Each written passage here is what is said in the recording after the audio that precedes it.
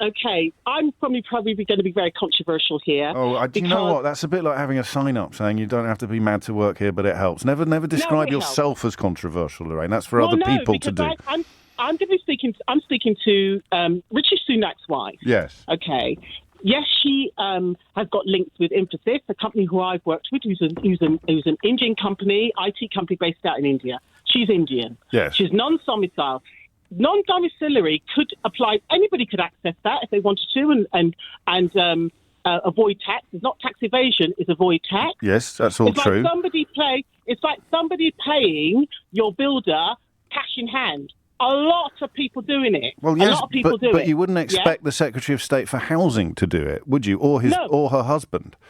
No. So that's the point of today's conversation at the end of the day and the beginning of the day, and indeed, Lorraine, in the middle of the day. You might well have little sidelines going on or little swerves and dodginesses, but if you're in charge of everything, you shouldn't even contemplate going down that. Do you know what it would be like? It would be like passing laws outlawing parties and then having parties. It would be just like, which would never happen, would it, in a civilised society? Which is what happened. We go back to her situation. Yes. Okay.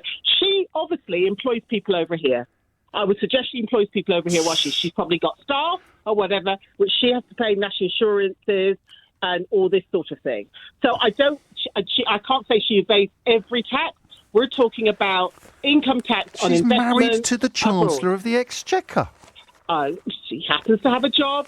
He probably pays his tax. His wife doesn't. So what you're saying, what's the remedy then? You're saying she's supposed to... You're not allowed, if you live here, you're not allowed to avoid paying taxes here by paying them somewhere else. How many... Hold on. Are we just throwing the thing at everybody? Yes, I'm happy to close it for everybody. Let's close it for everybody. Look at Philip Green. His wife. Yes. His wife. They live in Monte Carlo. They don't live here. They don't live here? We're not defending Philip Green, you ludicrous person. I don't care. The loophole is that you can live here and not pay tax here. Close that loophole. No, look, right, to everybody. Yes. Yeah? Yes. Yeah? Yeah. Do you live here and not pay tax? That is an international... Did you just growl? Did you just growl at me, Lorraine? I just went my own way. I've never been growled at before on the radio. No, hold on a minute. I'm holding. What I'm saying is, yes, international tax, everybody, globally, there are people who are non-domiciled that pay taxes. And in fact, if you earn tax,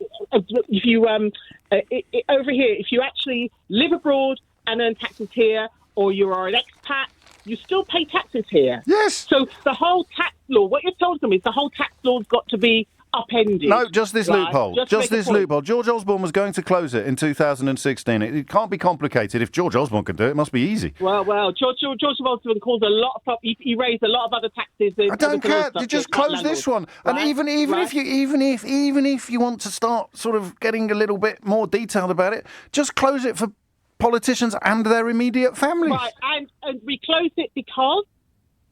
Because it's not right that the man in charge of setting economic policy is married to a woman who can avoid it.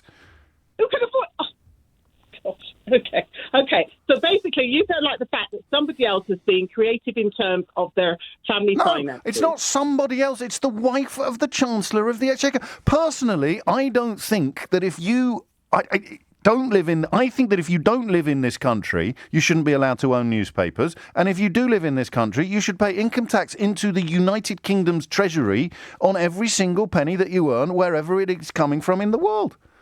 Right, okay. And otherwise, we end up becoming... I mean, imagine how awful it would be if we became Imagine becoming a haven for filthy Russian billionaires who could just come here willy-nilly and ride roughshod over all of our traditions. That would be awful, wouldn't it?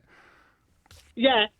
But it happened. A lot of people, like a lot of the protectorates, like Monaco, Liechtenstein, Bermuda, Bahamas, all those other places, Switzerland. I don't want to be like them. Well, you don't. No, I want the people who can't afford to heat their homes to have a little bit more money left over at the end of the month, and the people who can afford to avoid tax on 11.5 million quid to have a little bit less left over at the end of the month. It's not communism, Lorraine. It's not. It's not even communism. It's not even. It's I don't. When are you going to be capitalism I'm talking controversial? about. You said you were going to be controversial. When are you going to be controversial? I'm obviously Oh, controversial. we're out of time. We're out not, of time. I'm actually just right. We're out of time. Thank you. No, thank you. All right, 10:46. Take care. Have a wonderful day. It's 10.